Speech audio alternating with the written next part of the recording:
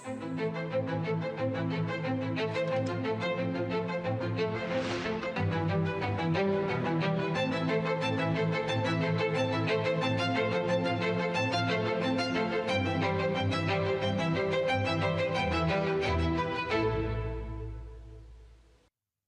प्यारे देशवासियों, नमस्कार। आज बहुत पावन दिन पर मुझे आपसे मन की बात करने का अवसर मिला है। आज चैत्र माह के शुक्ल पक्ष की प्रतिपदा तिथि है। आज से चैत्र नवरात्र की शुरुआत हो रही है। आज से भारतीय नववर्ष का भी आरंभ हो रहा है। इस बार विक्रम संवत 2082 शुरू हो रहा है। इस समय मेरे सामने आपकी ढेर सारी चिट्ठियां रखी हुई है। कोई बिहार से हैं, कोई बंगाल से, कोई तमिलनाडु से हैं, कोई गुजरात से हैं। इनमें बड़े रोचक तरीके से लोगों ने अपने मन की बातें लिखकर भेजी है। कई सारी चिट्ठियों में शुभकामनाएं भी हैं, बधाई संदेश भी हैं। लेकिन आज मेरा मन करता है कुछ संदेशों को आपको सुनाऊं। सर्वारिगु युगादि हब्बद शुभाशय गड़ू। अगला संदेश है अंदरी की उगादि शुभाकांक्षलु। अब एक और चिट्ठी में लिखा है संवसार पाड़व्यार्ची परबी। अगले संदेश में लिखा गया है गुड़ी पाड़वा निमित्त हार्दिक शुभेच्छा। हमारे एक साथी ने लिखा है एल्ला वरक्कुम विशु आशम शगल। एक और संदेश है इनिये पुथांडु नल्लवाल थुक्कल। साथियों, आप ये तो समझ गए होंगे कि अलग अलग भाषाओं में भेजे गए संदेश हैं, लेकिन क्या आप इसकी वजह जानते हैं? यही तो वो खास बात है जो आज मुझे आपसे साझा करनी है। हमारे देश के अलग अलग राज्यों में आज और अगले कुछ दिनों में नववर्ष शुरू हो रहे हैं और ये सभी संदेश नववर्ष और विभिन्न पर्वों की बधाइयों के हैं। इसलिए मुझे अलग अलग भाषाओं में लोगों ने शुभकामनाएं भेजी हैं। साथियों, आज कर्नाटका में, आंध्र प्रदेश, तेलंगाना में उगादी का पर्व बहुत धूमधाम से मनाया जा रहा है। आज ही महाराष्ट्र में गुड़ी पड़वा मनाया जा रहा है। विविधता भरे हमारे देश में अलग अलग राज्यों में अगले कुछ दिन में असम में रोंगाली बिहू, बंगाल में पोइला बोईशाख, कश्मीर में नवरेह का उत्सव मनाया जाएगा। इसी तरह 13 से 15 अप्रैल के बीच देश के अलग अलग हिस्सों में त्योहारों की जबरदस्त धूम दिखेगी। इसे लेकर भी उत्साह का माहौल है और ईद का त्योहार तो आ ही रहा है। यानी ये पूरा महीना त्योहारों का है, पर्वों का है। मैं देश के लोगों को इन त्योहारों की बहुत बहुत बधाई देता हूं। हमारे ये त्योहार भले ही अलग अलग क्षेत्रों में हो, लेकिन ये दिखाते हैं कि भारत की विविधता में भी कैसे एकता पिरोई हुई है। इस एकता की भावना को हमें निरंतर मजबूत करते चलना है। साथियों, जब परीक्षाएं आती हैं तो युवा साथियों के साथ मैं परीक्षा पे चर्चा करता हूं। अब परीक्षाएं हो चुकी हैं। बहुत सारे स्कूलों में तो दोबारा क्लास शुरू होने की तैयारी हो रही है। इसके बाद गर्मी की छुट्टियों का समय भी आने वाला है। साल के इस समय का बच्चों को बहुत इंतजार रहता है। मुझे तो अपने बचपन के दिन याद आ गए, जब मैं और मेरे दोस्त दिन भर कुछ ना कुछ उत्पात मचाते रहते थे, लेकिन साथ ही हम कुछ कंस्ट्रक्टिव भी करते थे, सीखते भी थे। गर्मियों के दिन बड़े होते हैं, इसमें बच्चों के पास करने को बहुत कुछ होता है। ये समय किसी नई हॉबी को अपनाने के साथ ही अपने हुनर को और तराशने का भी है। आज बच्चों के लिए ऐसे प्लेटफॉर्म की कमी नहीं, जहां वे काफी कुछ सीख सकते हैं। जैसे कोई संस्था टेक्नोलॉजी कैंप चला रही हो, तो बच्चे वहां ऐप बनाने के साथ ही ओपन सोर्स सॉफ्टवेयर के बारे में जान सकते हैं। अगर कहीं पर्यावरण की बात हो, थिएटर की बात हो या लीडरशिप की बात हो, ऐसे विविध विविध विषय के कोर्स होते रहते हैं, तो उससे भी जुड़ सकते हैं। ऐसे कई स्कूल हैं जो स्पीच या तो ड्रामा सिखाते हैं। ये बच्चों को बहुत काम आते हैं। इन सब के अलावा आपके पास इन छुट्टियों में कई जगह चल रहे वॉलेंटियर एक्टिविटीज, सेवा कार्यों से भी जुड़ने का अवसर है। ऐसे कार्यक्रमों को लेकर मेरा एक विशेष आग्रह है। अगर कोई संगठन, कोई स्कूल या सामाजिक संस्थाएं या तो फिर साइंस सेंटर ऐसी समर एक्टिविटीज करवा रहे हो, तो इसे हैशटैग माई हॉलीडेज के साथ जरूर शेयर करें। इससे देश भर के बच्चे और उनके माता पिता को इनके बारे में आसानी से जानकारी मिल सकेगी। मेरे युवा साथियों, मैं आज आपसे माय भारत के उस खास कैलेंडर की भी चर्चा करना चाहूंगा, जिसे इस समर वेकेशन के लिए तैयार किया गया है। इस कैलेंडर की एक कॉपी अभी मेरे सामने रखी हुई है। मैं इस कैलेंडर से कुछ अनूठे प्रयासों को साझा करना चाहता हूं। जैसे माय भारत के स्टडी टूर में आप ये जान सकते हैं कि हमारे जन औषधि केंद्र कैसे काम करते हैं। आप वाइब्रेंट विलेज अभियान का हिस्सा बनकर सीमावर्ती गांवों में एक अनोखा अनुभव ले सकते हैं। इसके साथ ही वहां कल्चर और स्पोर्ट्स एक्टिविटीज का हिस्सा जरूर बन सकते हैं। वहीं अंबेडकर जयंती पर पदयात्रा में भागीदारी कर आप संविधान के मूल्यों को लेकर जागरूकता भी फैला सकते हैं। बच्चों और उनके माता पिता से भी मेरा विशेष आग्रह है कि वे छुट्टियों के अनुभवों को हैशटैग हॉलीडे मेमोरीज के साथ जरूर साझा करें। मैं आपके अनुभवों को आगे आने वाली मन की बात में शामिल करने का प्रयास करूंगा। मेरे प्यारे देशवासियों, गर्मी का मौसम शुरू होते ही शहर शहर, गांव गांव पानी बचाने की तैयारियां भी शुरू हो जाती हैं। अनेक राज्यों में वाटर हार्वेस्टिंग से जुड़े कामों ने, जल संरक्षण से जुड़े कामों ने नई तेजी पकड़ी है। जल शक्ति मंत्रालय और अलग-अलग स्वयंसेवी संस्थाएं इस दिशा में काम कर रही हैं।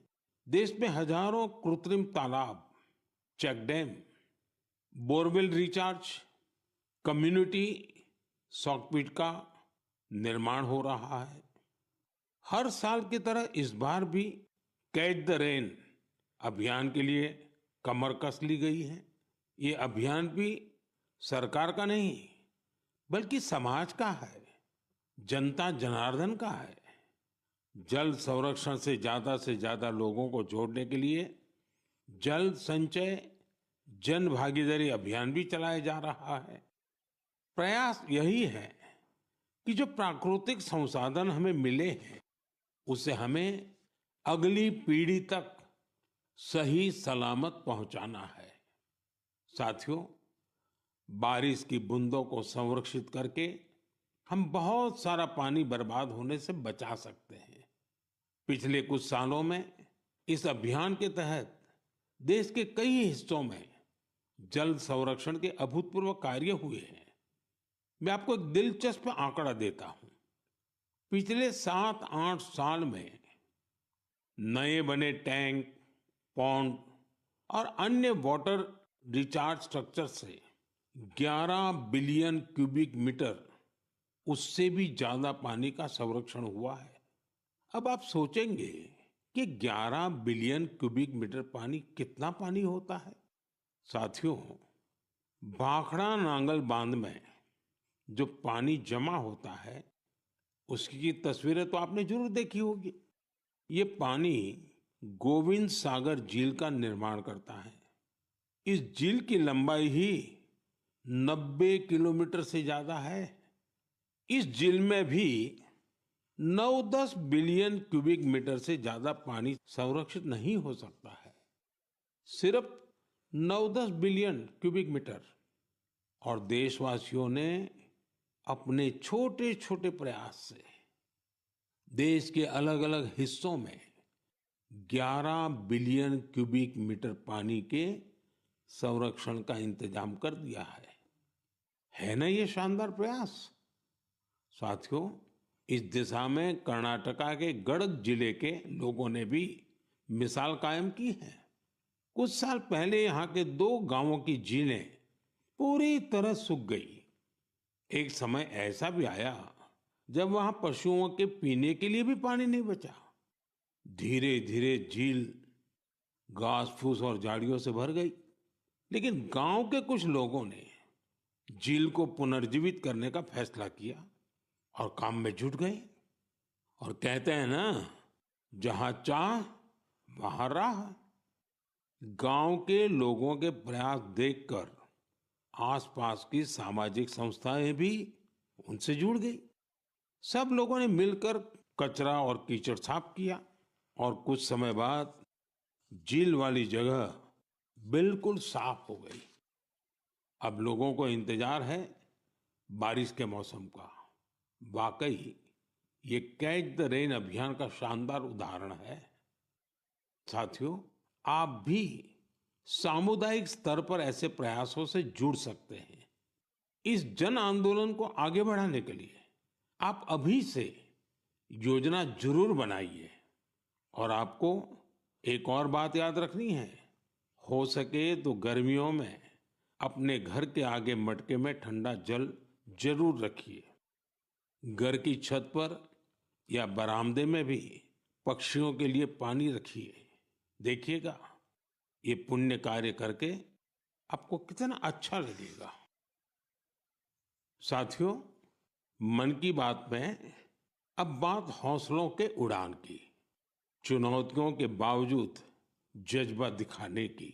कुछ ही दिन पहले संपन्न हुए खेलो इंडिया पैरा गेम्स में एक बार फिर खिलाड़ियों ने अपनी लगन और प्रतिभा से सबको हैरान कर दिया। इस बार पहले से ज्यादा खिलाड़ियों ने इन खेलों में हिस्सा लिया। इससे पता चलता है कि पैरा स्पोर्ट्स कितना पॉपुलर हो रहा है।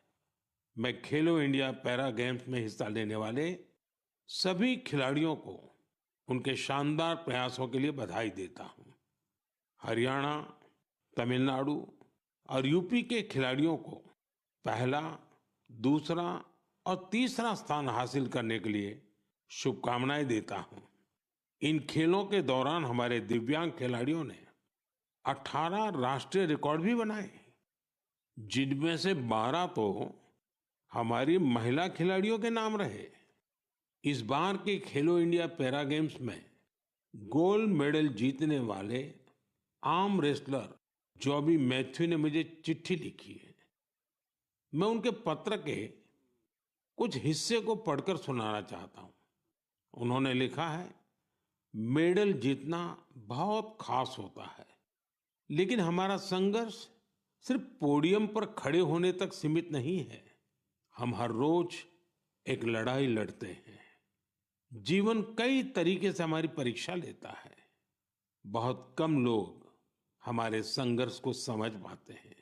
इसके बावजूद हम साहस के साथ आगे बढ़ते हैं। हम अपने सपनों को पूरा करने में जुटते हैं। हमें ये विश्वास रहता है कि हम किसी से कम नहीं है। वाह जॉबी मैथ्यू, आपने कमाल लिखा है, अद्भुत लिखा है। इस पत्र के लिए मैं आपका आभार व्यक्त करता हूं। मैं जॉबी मैथ्यू और हमारे सभी दिव्यांग साथियों से कहना चाहता हूं कि आपके प्रयास हमारे लिए बहुत बड़ी प्रेरणा है। साथियों, दिल्ली में एक और भव्य आयोजन ने लोगों को बहुत प्रेरणा दी है, जोश से भर दिया है। एक इनोवेटिव आइडिया के रूप में पहली बार फिट इंडिया कार्निवल का आयोजन किया गया। इसमें अलग-अलग क्षेत्रों के करीब 25,000 लोगों ने हिस्सा लिया। इन सभी का एक ही लक्ष्य था, फिट रहना और फिटनेस को लेकर जागरूकता फैलाना। इस आयोजन में शामिल लोगों को उनके स्वास्थ्य के साथ-साथ पोषण से जुड़ी जानकारियां भी मिली। मेरा आग्रह है कि आप अपने क्षेत्रों में भी इसी तरह के कार्निवल का आयोजन करें। इस पहल में माय भारत आपके लिए बहुत मददगार बन सकता है। साथियों, हमारे स्वदेशी खेल अब पॉपुलर कल्चर के रूप में घुल मिल रहे हैं। मशहूर रैपर हनुमान काइंड को तो आप सभी जानते ही होंगे। आजकल उनका नया सॉन्ग रन इट अप काफी फेमस हो रहा है। इसमें कलारियापट्टू, गतका और थांगता जैसी हमारी पारंपरिक मार्शल आर्ट्स को शामिल किया गया है। मैं हनुमान काइंड को बधाई देता हूं कि उनके प्रयास से हमारी पारंपरिक मार्शल आर्ट्स के बारे में दुनिया के लोग जान पा रहे हैं। मेरे प्यारे देशवासियों, हर महीने मुझे माय गॉव और नमो ऐप पर आपके ढेरों संदेश मिलते हैं। कई संदेश मेरे मन को छू लेते हैं तो कुछ गर्व से भर देते हैं। कई बार तो इन संदेशों में हमारी संस्कृति और परंपराओं के बारे में अनोखी जानकारी मिलती है। इस बार जिस संदेश ने मेरा ध्यान खींचा उसे मैं आपसे साझा करना चाहता हूँ। वाराणसी के अथर्व कपूर, मुंबई के आर्यश लिखा और अत्रेय मान ने मेरी हाल की मॉरिशस यात्रा पर अपनी भावनाएं लिखकर भेजी है। उन्होंने लिखा है, इस यात्रा के दौरान गीत गवई की परफॉर्मेंस से उन्हें बहुत आनंद आया। पूर्वी उत्तर प्रदेश और बिहार से आए बहुत सारे पत्रों में मुझे ऐसी ही भावुकता देखने को मिली है। मॉरिशस में गीत गवई की शानदार परफॉर्मेंस के दौरान मैंने वहां जो महसूस किया वो वाकई अद्भुत है। साथियों, जब हम जड़ से जुड़े रहते हैं तो कितना ही बड़ा तूफान आए, तूफान हमें उखाड़ नहीं पाता। आप कल्पना करिए, करीब 200 साल पहले भारत से कई लोग गिरमिटिया मजदूर के रूप में मॉरिशस गए थे। किसी को नहीं पता था कि आगे क्या होगा, लेकिन समय के साथ वे वहां रस बस गए। मॉरिशस में उन्होंने अपनी एक बड़ी पहचान बनाई। उन्होंने अपनी विरासत को सहेज कर रखा और जड़ों से जुड़े रहे। मॉरिशस ऐसा अकेला उदाहरण नहीं है। पिछले साल जब मैं गयाना गया था तो वहां की चौताल परफॉर्मेंस ने मुझे बहुत प्रभावित किया था। साथियों, अब मैं आपको एक ऑडियो सुनाता हूं।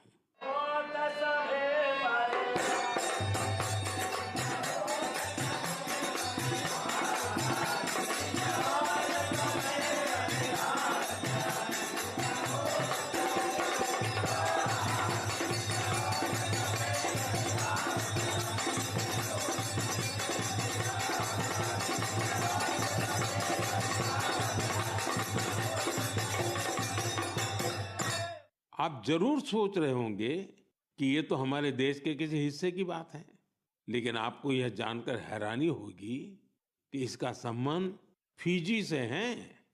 यह फिजी का बहुत ही लोकप्रिय फगवा चौताल है। ये गीत और संगीत हर किसी में जोश भर देता है।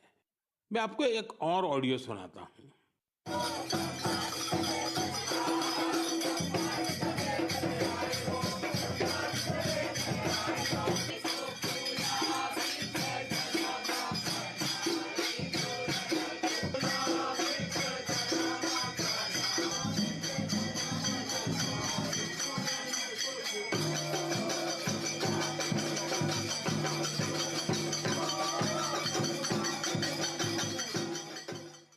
ये ऑडियो सूरीनाम का चौताल है। इस कार्यक्रम को टीवी पर देख रहे देशवासी सूरीनाम के राष्ट्रपति और मेरे मित्र चान संतोखी जी को इसका आनंद लेते हुए देख सकते हैं। बैठक और गानों की यह परंपरा त्रिनिदाद एंड टोबैगो में भी खूब लोकप्रिय है। इन सभी देशों में लोग रामायण खूब पढ़ते हैं। यहाँ फगवा बहुत लोकप्रिय है और सभी भारतीय पर्व त्योहार पूरे उत्साह के साथ मनाए जाते हैं। उनके कई गाने भोजपुरी, अवधी या मिश्रित भाषा में होते हैं। कभी कभार ब्रज और मैथिली का भी उपयोग होता है। इन देशों में हमारी परंपराओं को सहेजने वाले सभी लोग सराहना के पात्र हैं। साथियों, दुनिया में ऐसे कई संगठन भी हैं जो वर्षों से भारतीय संस्कृति को संरक्षित करने का कार्य कर रहे हैं। ऐसा ही एक संगठन है Singapore Indian fine arts society. भारतीय नृत्य, संगीत और संस्कृति को संरक्षित करने में जुटे इस संगठन ने अपने गौरवशाली 75 साल पूरे किए हैं। इस अवसर से जुड़े कार्यक्रम में सिंगापुर के राष्ट्रपति श्रीमान थरमन शनमुगारत्नम जी गेस्ट ऑफ ऑनर थे। उन्होंने इस ऑर्गेनाइजेशन के प्रयासों की खूब सराहना की। मैं इस टीम को अपनी ढेर सारी शुभकामनाएं देता हूं।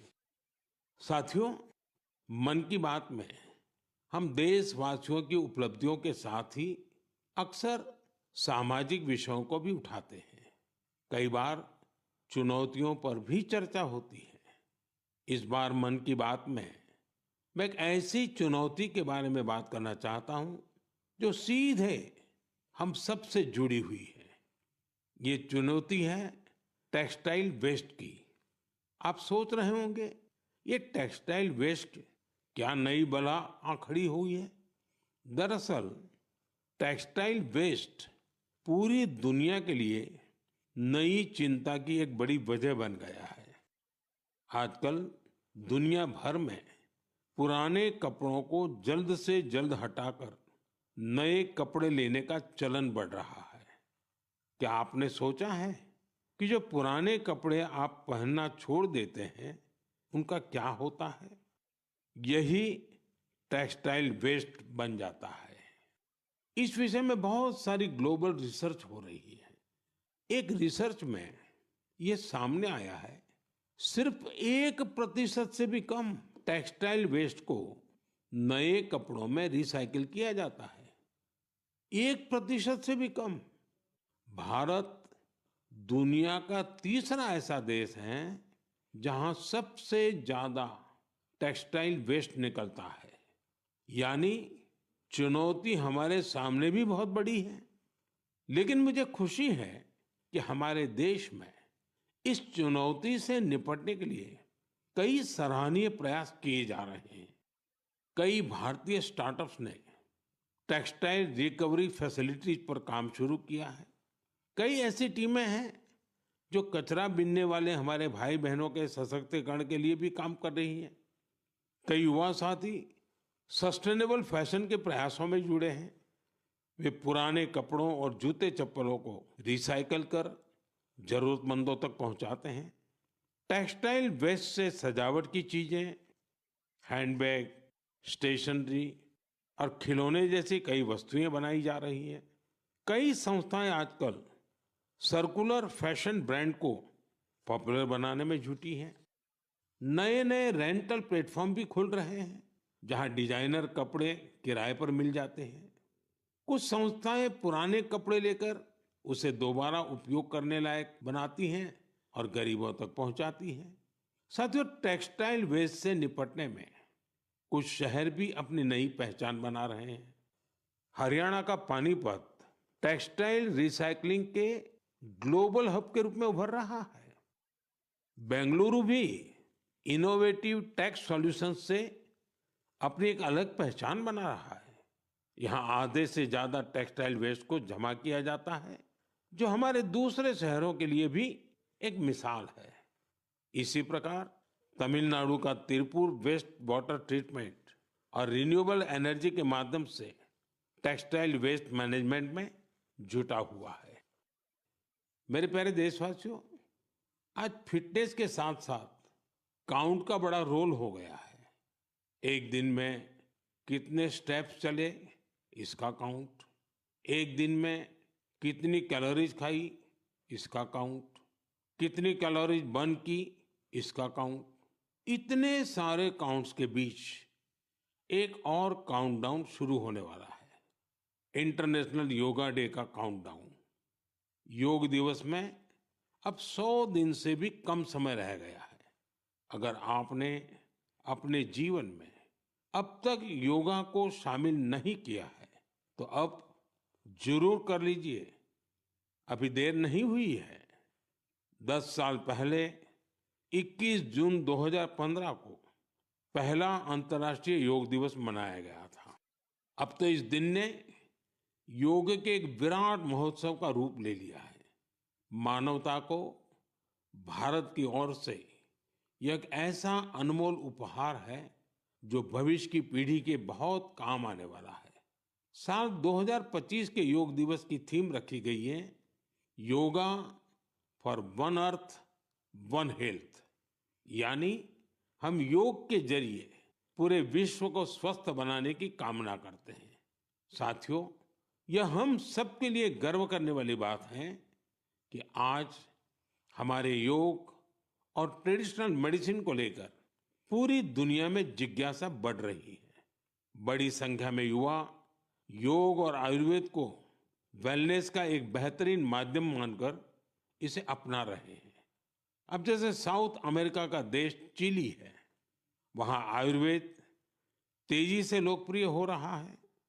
पिछले साल मैं ब्राजील की यात्रा के दौरान चिली के राष्ट्रपति से मिला था।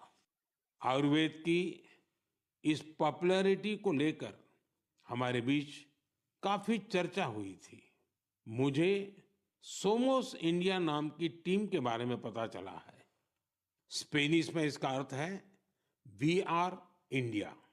यह टीम करीब 1 दशक से योग और आयुर्वेद को बढ़ावा देने में जुटी है। उनका फोकस ट्रीटमेंट के साथ साथ एजुकेशनल प्रोग्राम्स पर भी है। वे आयुर्वेद और योग से संबंधित जानकारियों को स्पेनिश लैंग्वेज में ट्रांसलेट भी करवा रहे हैं। सिर्फ पिछले वर्ष की बात करें तो उनके अलग अलग इवेंट्स और कोर्सेज में करीब 9,000 लोगों ने हिस्सा लिया था। मैं इस टीम से जुड़े सभी लोगों को उनके इस प्रयास के लिए बहुत बहुत बधाई देता हूं। मेरे प्यारे देशवासियों, मन की बात में अब एक चटपटा सा और अटपटा सा सवाल। आपने कभी फूलों की यात्रा के बारे में सोचा है? पेड़ पौधों से निकले कुछ फूलों की यात्रा मंदिरों तक होती है। कुछ फूल घर को सुंदर बनाते हैं, कुछ इत्र में घुलकर हर तरफ खुशबू फैलाते हैं। लेकिन आज मैं आपको फूलों की एक और यात्रा के बारे में बताऊंगा। आपने महुआ के फूलों के बारे में जरूर सुना होगा। हमारे गांवों और खास करके आदिवासी समुदाय के लोग इसके महत्व के बारे में अच्छी तरह जानते हैं। देश के कई हिस्सों में महुआ के फूलों की यात्रा अब एक नए रास्ते पर निकल पड़ी है।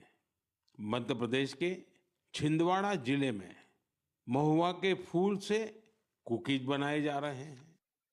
राजाखो गांव की 4 बहनों के प्रयास से ये कुकीज बहुत लोकप्रिय हो रहे हैं।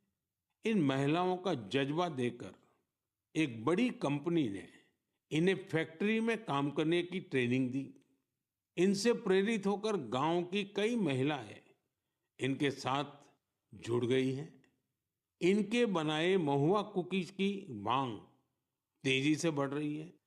तेलंगाना के आदिलाबाद जिले में भी 2 बहनों ने महुआ के फूलों से नया एक्सपेरिमेंट किया है। वो इनसे तरह तरह के पकवान बनाती हैं जिन्हें लोग बहुत पसंद करते हैं। उनके पकवानों में आदिवासी संस्कृति की मिठास भी है।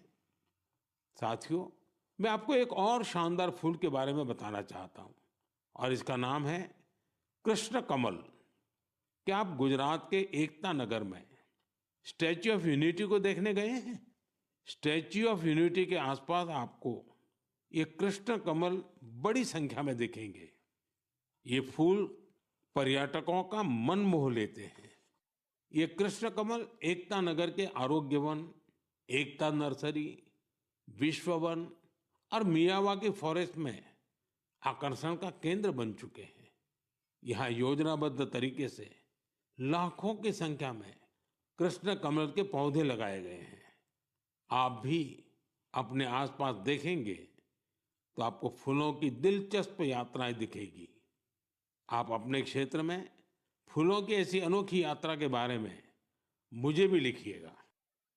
मेरे प्यारे साथियों, आप मुझे हमेशा की तरह अपने विचार, अनुभव और जानकारियां साझा करते रहें। हो सकता है आपके आसपास कुछ ऐसा हो रहा हो जो सामान्य लगे, लेकिन दूसरों के लिए वो विषय बहुत रोचक और नया होगा। अगले महीने हम फिर मिलेंगे और देशवासियों की उन बातों की चर्चा करेंगे जो हमें प्रेरणा से भर देती हैं। आप सबका बहुत बहुत धन्यवाद। नमस्कार।